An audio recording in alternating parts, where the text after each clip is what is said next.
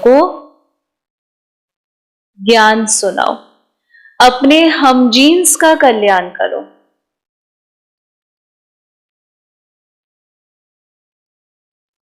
अपने हमजीन्स का कल्याण करो। प्रश्न, किस श्रीमत का पालन करने वाले बच्चे किस श्रीमत का पालन करने वाले बच्चे अपनी अवस्था को एक रस बना सकते हैं?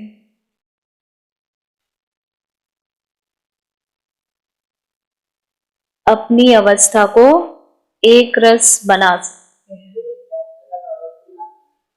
सदा बाबा की याद में।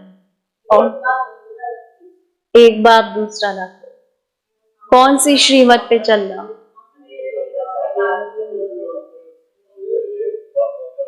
आज किस किसने ये श्रीमत का पालन किया और बाकियों ने छुट्टी?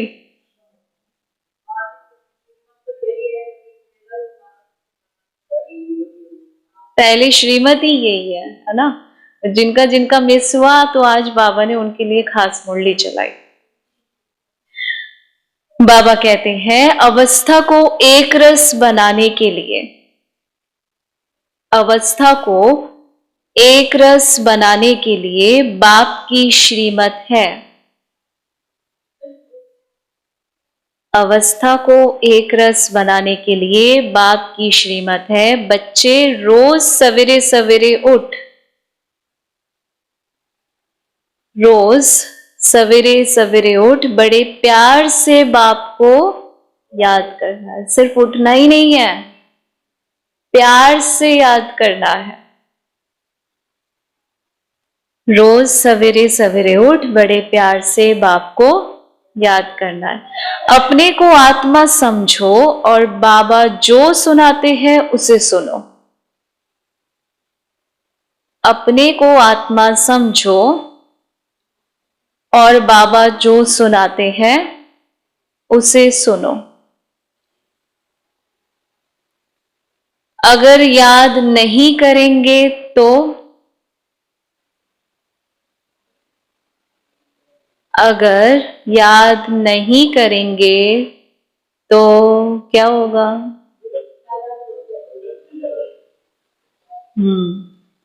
फालतू ख्यालात चलेंगे, फालतू ख्यालात चलेंगे, व्यर्थ संकल्प आएंगे।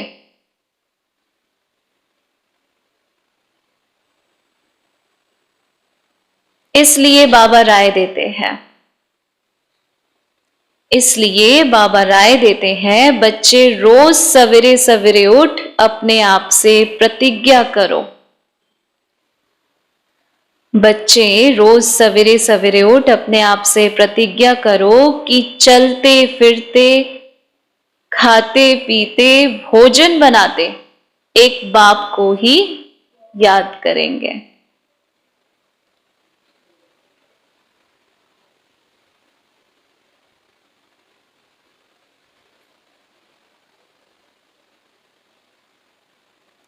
ओम शांति। मीठे मीठे बच्चे जानते हैं कि रूहानी बाप है, सभी रूहों का बाप जो सबसे ऊंचे ते ऊंचे है। उनको ही शिवाय नमः कहते हैं, फादर भी कहते हैं। वो बाप स्वर्ग का रचयिता है जिसको पतित पावन ज्ञान का सागर कहा जाता है। अभी तुम समझते हो, हम बाप के सम्मुख बैठे हैं। समझते हो ना? किसके सम्मुख बैठे हैं? ये तुम बच्चों को समझाना भी है। जैसे कहीं पर एक गीता पाठशाला में एक कृष्ण का लंबा चित्र 6 फुट का था। अब कृष्ण तो को वास्तव में छोटा ही दिखाते हैं, फिर कहते हैं गीता का भगवान श्री कृष्ण था। दुनिया वालों ने क्या बोला? गीता का भगवान श्री कृष्ण था और कृष्ण का चित्र भी कृष्ण हो सकता है इतना बड़ा? अब कृष्ण को वास्तव में छोटा ही दिखाएंगे ना, तो अब बताओ गीता कब सुनाई? कृष्ण ने। बचपन में वो जब 6 फुट का हुआ तब सुनाई। कब सुनाई? वो सुनाई ही नहीं। राधे और कृष्ण की जोड़ी थी। राधे कृष्ण की क्या लगती थी? क्या लगती थी?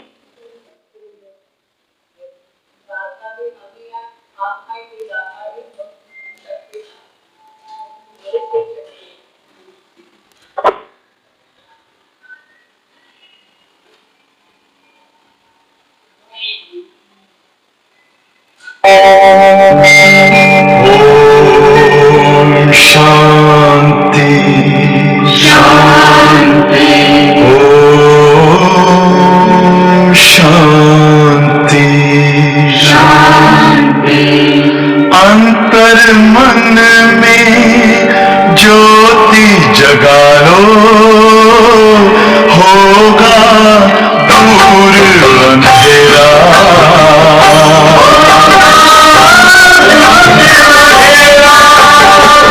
शिव का कर लो ध्यान, आ रहा पावन पुण्य सवेरा।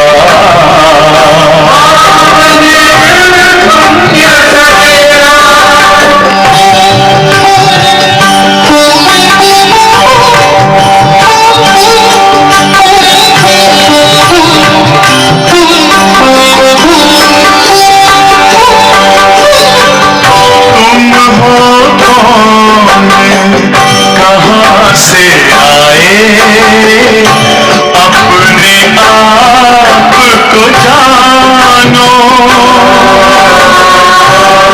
राजयोग के द्वारा अपना परम पिता पहचानो।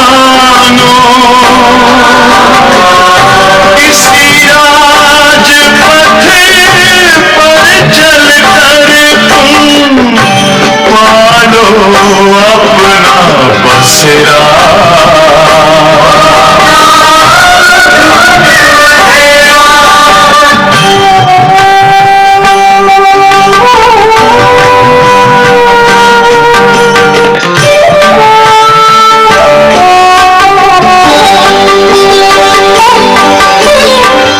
तुम हो आत्मा तन से प्यारे, परमात्मा को प्यारे। दिव्य गुणों को धारण करके योगी बनो दुलारे। ज्योति बिंदु ही तोड़ेगा ये माया मोह का घेरा।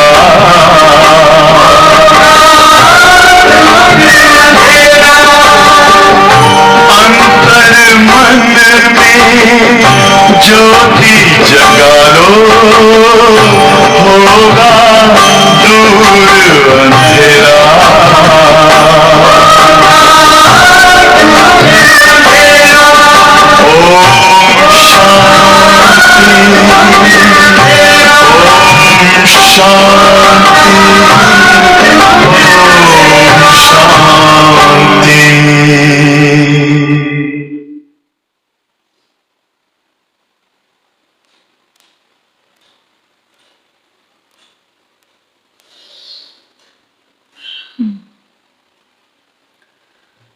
तो राधे कृष्ण की क्या लगती थी?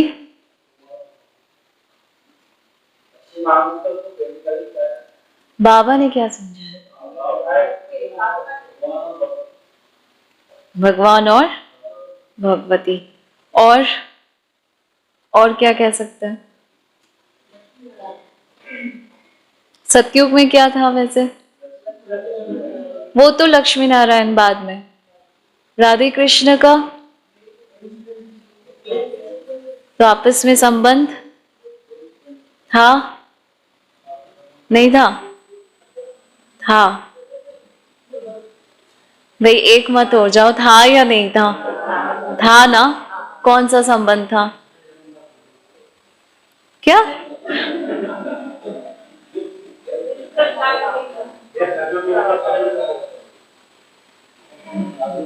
ये तो मुझे भी नहीं पता था, नए नए पॉइंट्स पता चल रहा है। राधे कृष्ण का क्या संबंध था? क्या? सखा सखी। और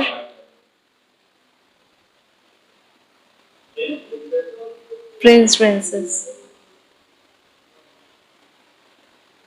क्या कह रहे हैं आप? नहीं, कुछ भी नहीं। बाबा ने कितना बार मुरली में बताया राधे कृष्ण का आपस में क्या संबंध था? साथी थे।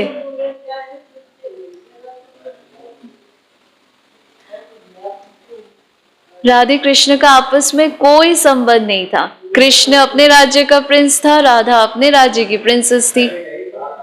तो आप कह रहे पूर्व जन्म पता नहीं क्या। तो हम तो यही तो क्रॉस चेक कर रहे हैं, आपको अपने जवाब पे कॉन्फिडेंस है या नहीं है?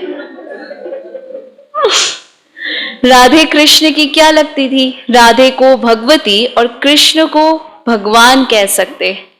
इन दोनों का क्या संबंध है ये किसी को पता नहीं। कृष्ण ने गीता का उपदेश दिया, परंतु कब? जब तुम ऐसे ऐसे प्रश्न पूछेंगे तो मनुष्य समझेंगे कि ये तो सिवाय ब्रह्म कुमार कुमारियों के और कोई भी पूछ नहीं सकते। कोई भी बड़े बड़े राजाएं आदि जो भी हैं, वो सन्यासियों को देख पांव जरूर पड़ेंगे। किसी को भी पूछने की हिम्मत नहीं होती। तुम हिम्मत रख सकते हो? रख सकते हो?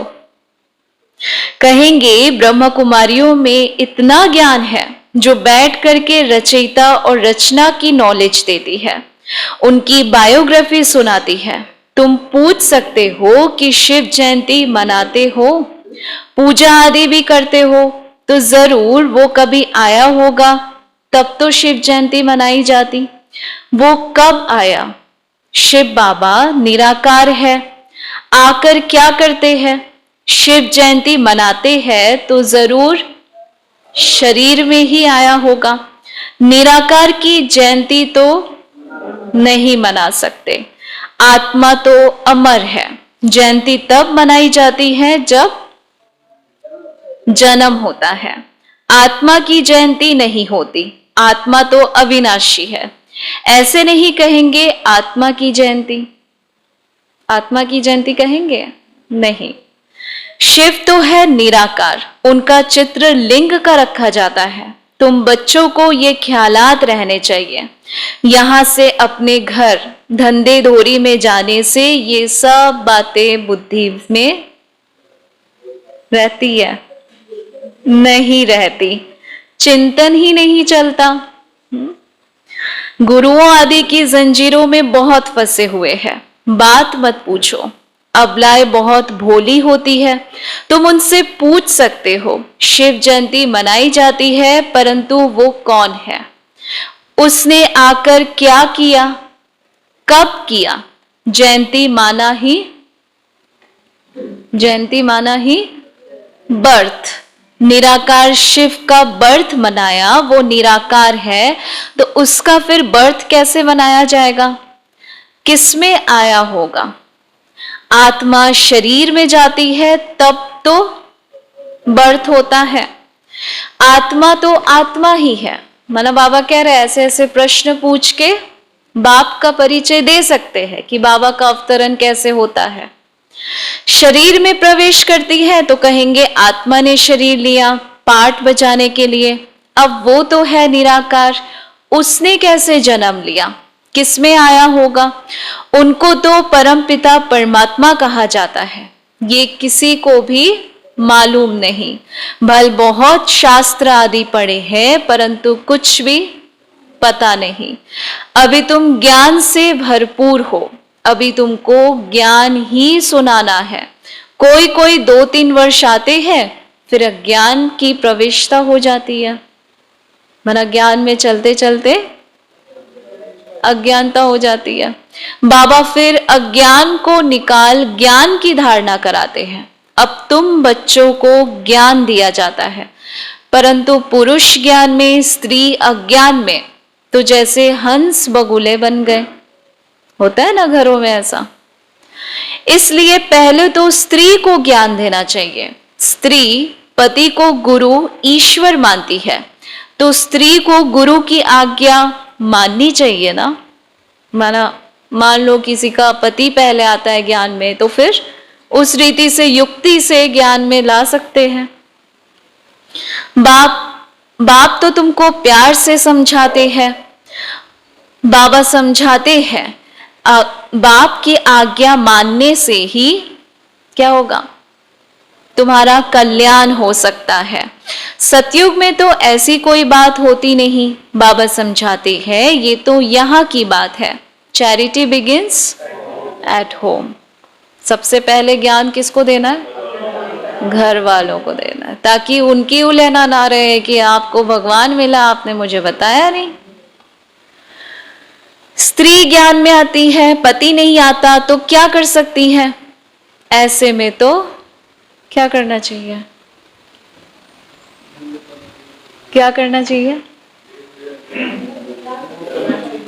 ज्ञान की भू भू करनी है। बच्चों को भी भू भू करना है। अपने हमजीन्स का कल्याण करो। उनको भी बताओ कि बाप को याद करो। अब लड़ाई सामने खड़ी है, बाबा आया हुआ है, फिर पतित क्यों बनते हो? बाप तो तुम्हें पतित दुनिया से पावन दुनिया में ले जाते हैं। माता ज्ञान में है, तो माता का काम है अपने हमजीन्स का कल्याण करना। हमजीन्स मतलब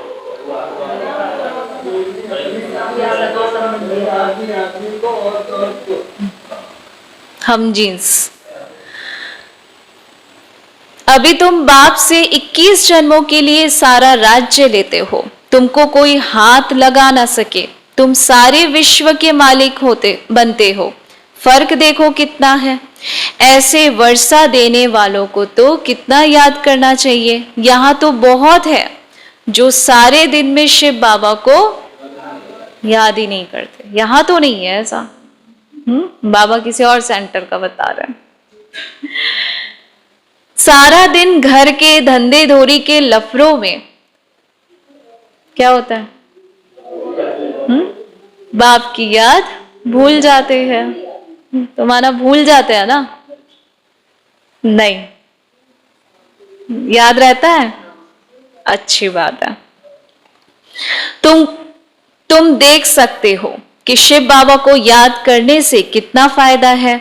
नहीं तो सवेरे उठकर बाप को बहुत प्रेम से याद करो। अगर सारा दिन नहीं टाइम है तो सवेरे सवेरे याद करो। बाबा आपसे हम प्रतिज्ञा करते हैं, आपसे हम वर्षा जरूर लेंगे। बाबा बात करना भी सिखा रहा है। हमें तो भगवान से बात करने का भी अक्ल नहीं है। बाबा आप कितने मीठे हो, आपकी याद से हमारे विक्रम विनाश होंगे। अंदर में ऐसे बात करनी चाहिए। ऐसे बात करने से खुशी का पारा चढ़ेगा। इसको कहा जाता है विचार सागर मंथन करना। अब हमको तमो प्रधान से सतो प्रधान जरूर बनना है, तभी सतयुगी राज्य पाएंगे। बाबा आपसे हम पूरा वर्षा लेकर ही छोड़ेंगे। थोड़े से संतुष्ट नहीं होना है, पूरा वर्षा। बाबा आपको हम निरंतर याद करेंगे। 63 जन्मों में हमने कितने पाप किए, कितना सिर पर बोझा है। इसलिए बाबा कहते हैं अब अपने को आत्मा समझ बाप को याद करो। ऐसे ऐसे बातें करते प्रतिज्ञा करेंगे तो विक्रम विनाश होते जाएंगे। बाबा हम भोजन बनाएंगे तो आपकी याद में या फिर पति और बच्चे की याद में। ऐसे बातें बाप से करनी है। हमको सतो प्रधान बनाने वाला तो एक बाप ही है। पता नहीं कल शरीर छूट जाए तो हम सतो प्रधान बनेंगे ही नहीं। मौत का डर तो होना चाहिए। बाबा हम जीते जी आपसे वर्षा जरूर लेंगे। फिर देखना चाहिए कि आज के सारे दिन में हमने कितना याद किया। चेक करना चाहिए कि बाबा को कितना याद किया। इसलिए बाबा क्या कहते हैं, रात को चार्ट लिखना चाहिए। कोई भी हालत में याद की यात्रा में जरूर रहना है, गृहस्थ व्यवहार में भी रहना है, युक्ति से चलना है। ऐसे ऐसे तीव्र वेग से पुरुषार्थ में लग जाए तो याद भी रहेगी और आयु भी बढ़ेगी। भविष्य में तुम्हारी आयु बढ़ेगी। याद नहीं करेंगे तो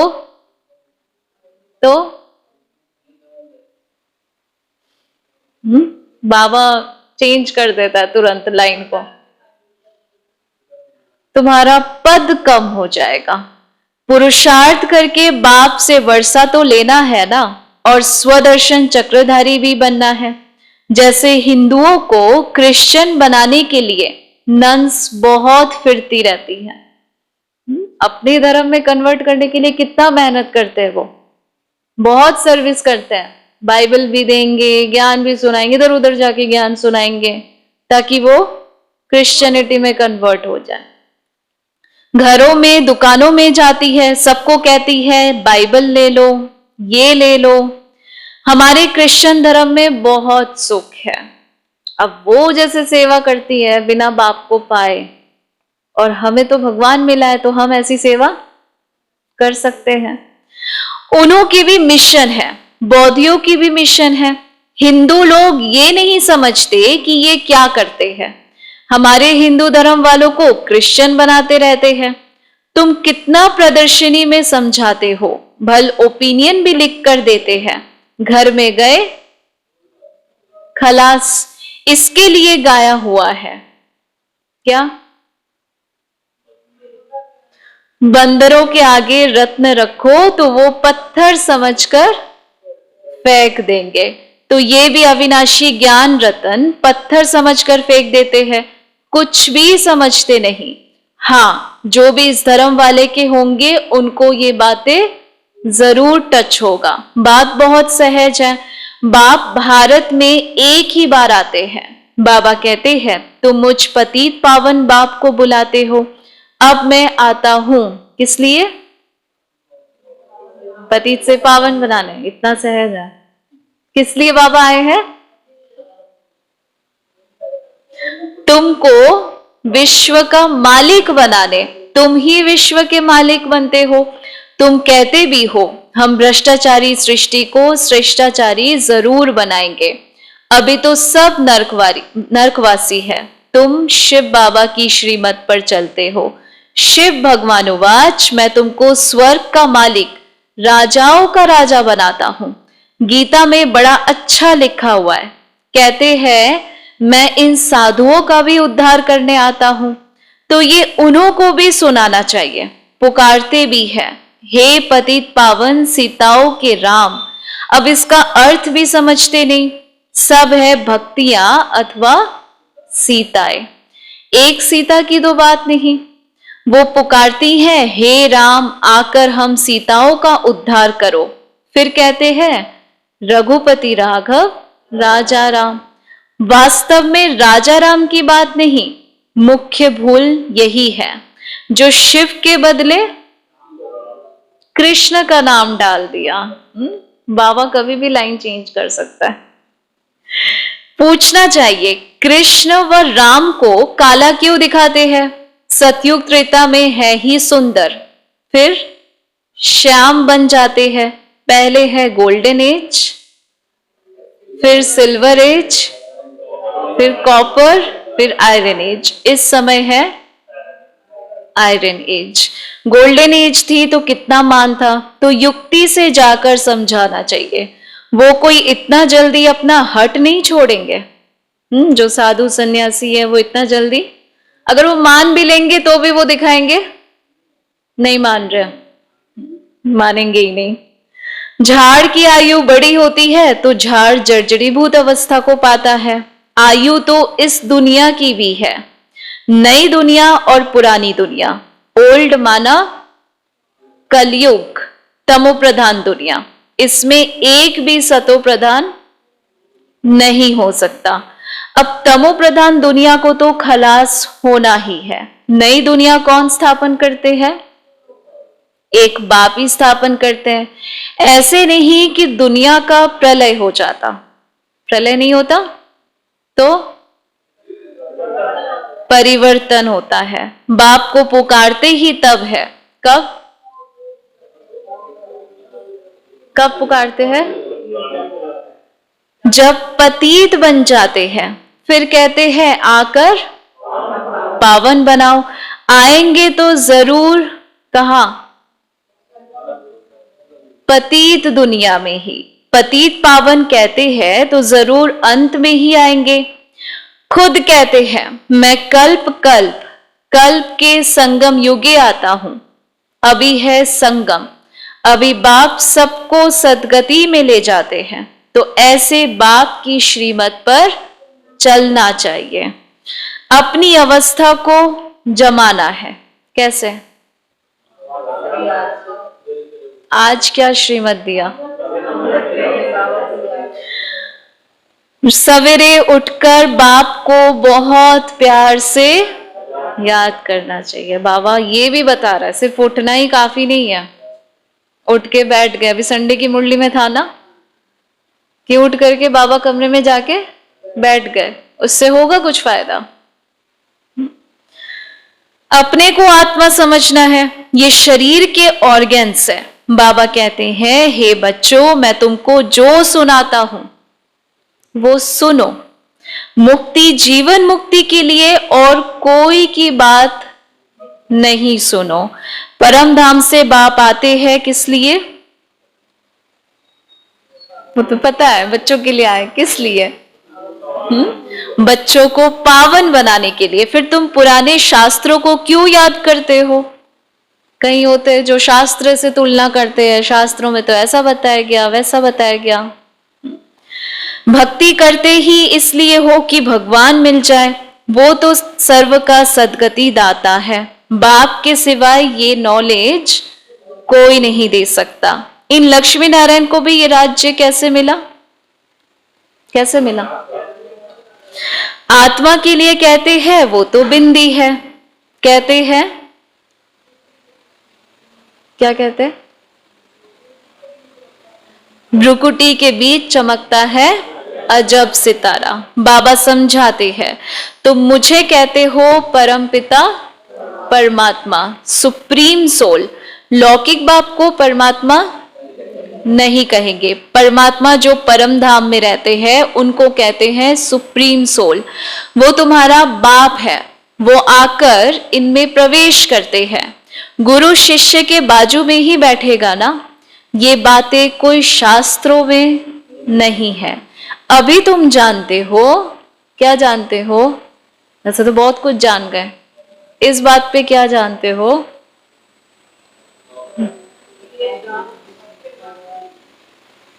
कि बाप आया हुआ है। जानते हो ना? 5000 वर्ष पहले भी बाप ने आकर योग सिखाया था। कहा था मुझे याद करो तो विष्णुपुरी के मालिक बन जाएंगे। सतयुग में था एक ही धर्म, तो जरूर फिर एक धर्म ही होना चाहिए। अभी तो देखो कितने धर्म हैं।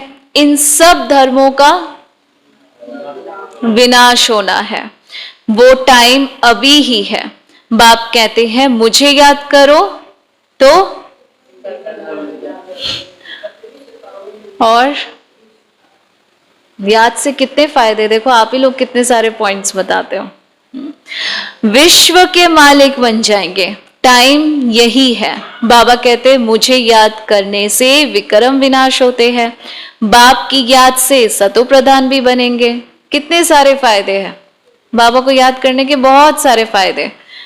बाबा कहते हैं जो बच्चे अच्छी सर्विस करते हैं मैं उनको याद करता हूं। तो बाबा बच्चों को याद करते हैं ना। कौन से बच्चों को याद करते हैं? जो सर्विसेबल बच्चे हैं। क्योंकि ऐसे बच्चे मेरे मददगार हैं, बहुतों का कल्याण करते हैं। तो ऐसे बच्चे मुझे प्यारे लगते हैं। तुमको तो एक बाप ही प्यारा लगना चाहिए जिससे वर्षा मिलता है, इसलिए तुम बच्चों को अच्छी रीति पुरुषार्थ करना पड़े, याद की यात्रा में रहना है। बहुत फालतू ख्यालात भी चलते हैं, भक्ति मार्ग में अपने को मारते भी है, कहते हैं शिव का दर्शन हो जाए, बहुत मेहनत करते हैं दर्शन पाने के लिए, और अब जब बाबा आ गया है तो बच्चे अलबेले हो जाते हैं, है ना, ज्ञान में आते, और बाप बना लिया, सबसे बड़ी बात है भगवान को बाप बना लिया तो क्या हो गया, और अलबेले हो गए। यहां तुम समझते हो बाप की याद से ही, अब क्या होगा, विक्रम विनाश हो गया और 21 जन्मों के लिए वर्षा मिलेगा। दर्शन होने से पाप नहीं कटते, फिर याद से पाप कटते हैं। बाप जो विश्व का मालिक बनाते हैं उनको तो बहुत प्रेम से याद करना चाहिए। अभी तुम्हारी बुद्धि में है कि हम क्या बनते हैं, विश्व का मालिक बनते हैं, दूसरे जन्म में हम जाकर बनेंगे। ये कॉलेज है ही किस लिए, क्या बनाने के लिए, सतयुग का प्रिंस प्रिंसेस बनने के लिए। बाप आकर धर्म के साथ और क्या स्थापन करते हैं,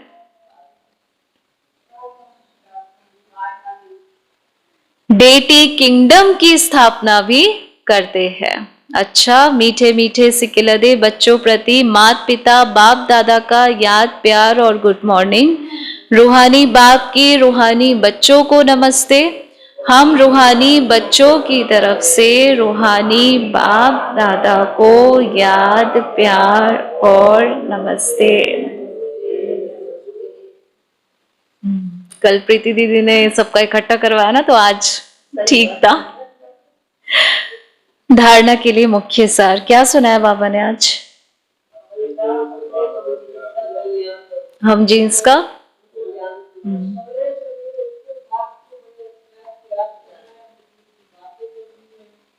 और आज तो बातें करना भी सिखाया।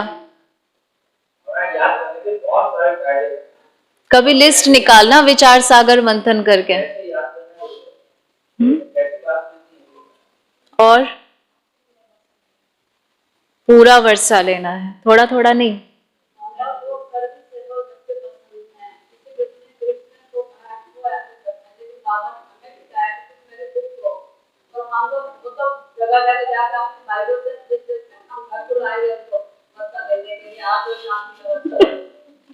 और अगर वो नहीं आना चाहते तो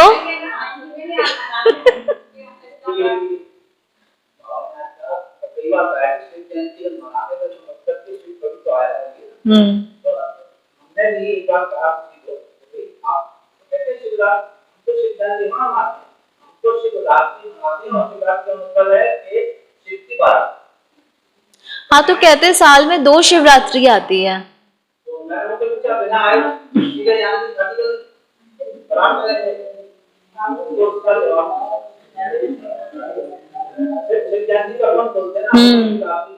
लेकिन वैसे भी साल में 2 शिवरात्रि वो कहते हैं। हाँ, तो उसमें होता है, वास्तव में वो नहीं समझते, समझा।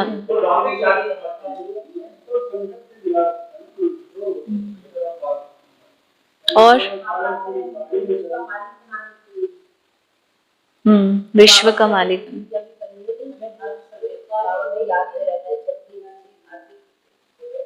आज तो बाबा ने प्रतिज्ञा कराई ये बात। अब प्रतिज्ञा कराई तो प्रतिज्ञा तो या फिर प्रतिज्ञा करके तोड़ देंगे। और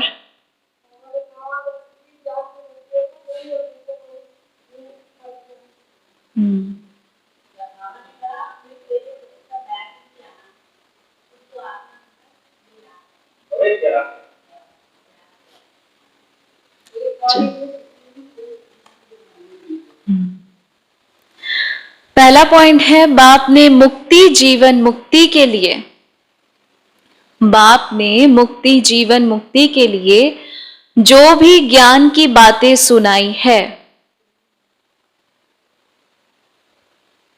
बाप ने मुक्ति जीवन मुक्ति के लिए जो भी ज्ञान की बातें सुनाई है वो सुननी और धारण करनी है।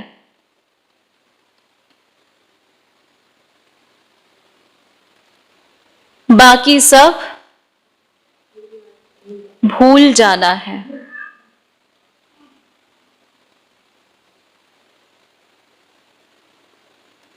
अपना और अपने लौकिक परिवार का ख्याल करना है। अच्छा, कल्याण करना है, सॉरी। अपना और अपने लौकिक परिवार का कल्याण करना है। हाँ, तो ये तो बाबा ज्ञान तो विचित्र है ना, दोनों का बैलेंस करके चलना है। तो कल्याण कौन करेगा? और भी तो लौकिक संबंधी होंगे।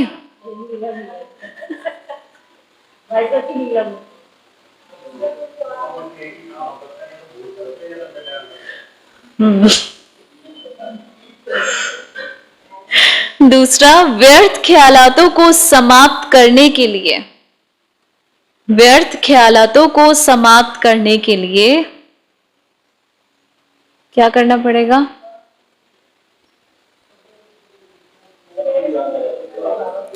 सवेरे सवेरे उठ विचार सागर मंथन करना है। अगर विचार सागर मंथन नहीं करेंगे तो नींद आ जाएगी। सवेरे सवेरे उठ विचार सागर मंथन करना है, याद की यात्रा में लगे रहना है। याद की यात्रा में लगे रहना है। आज का वरदान, तीनों कालों को सामने रख, तीनों कालों को सामने रख, हर कार्य में सफल होने वाले, हर कार्य में सफल होने वाले सदा विजयी भवो।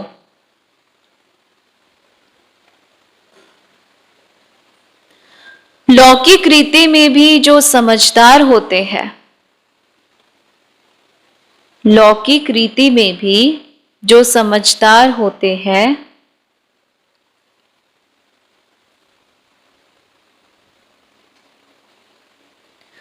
वो आगे पीछे सोच समझकर फिर कदम उठाते हैं। वो आगे पीछे सोच समझकर फिर कदम उठाते हैं।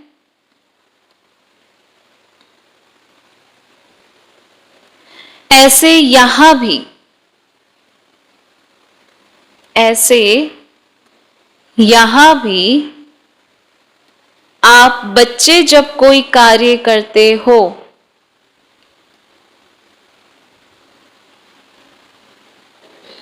आप बच्चे जब कोई कार्य करते हो तो पहले तीनों कालों को सामने रखकर फिर करो।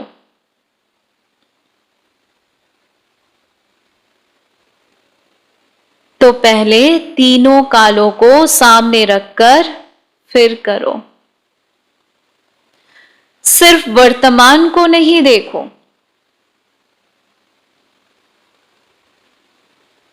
सिर्फ वर्तमान को नहीं देखो,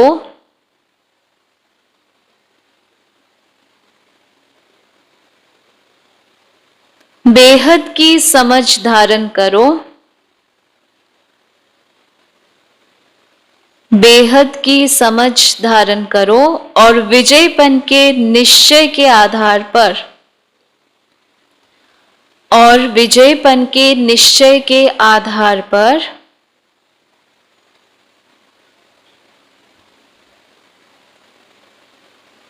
व त्रिकालदर्शीपन के आधार पर,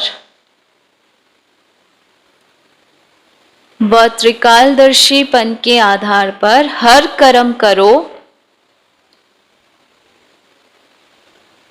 हर कर्म करो व हर बोल बोलो।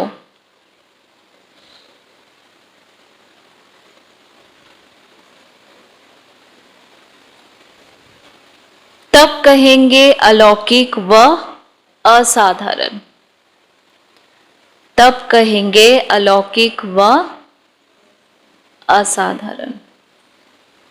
समझे? कोई भी कार्य करने से पहले तीनों कालों को सामने रखो, यानी उस कार्य का आदि, मध्य और अंत क्या रिजल्ट हो सकता है। और दूसरा बाबा ने क्या बताया? विजयपन का नशा, क्योंकि बाबा ने तो ज्ञान क्या दिया? जो हुआ अच्छा हुआ, जो हो रहा है अच्छा हो रहा है, और जो होगा, तो इस बात पे निश्चय रखेंगे तब वो अलौकिक या साधारण होगा। स्लोगन, हद के किनारों को छोड़, हद के किनारों को छोड़, एक बाप को सहारा बना लो, एक बाप को सहारा बना लो तो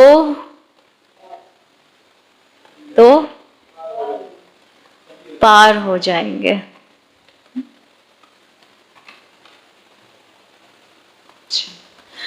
पिछले शनिवार को दीदी ने शायद मर्यादा की क्लास करवाई थी, आज भी मर्यादा की क्लास करेंगे हम। क्लास का सार है ब्रह्मा मुख वंशावली ब्राह्मण कुलभूषणों के लिए मुख्य नियम तथा मुख्य दैवी मर्यादाएं। पहला पॉइंट, अमृत वेले याद की यात्रा।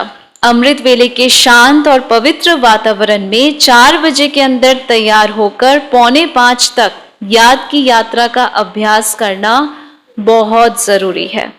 साथ साथ जैसे मधुबन में 4 बार 10:30 बजे, 12 बजे, 5:30 बजे, 7:30 बजे रिकॉर्ड बजती है और शांति तथा सेकंड में संकल्प रूपी ट्रैफिक को कंट्रोल में रख याद में रहने का अभ्यास करते हैं, ऐसे नियमित अभ्यास करना है। आजकल तो मोबाइल में ट्रैफिक कंट्रोल आते ही है।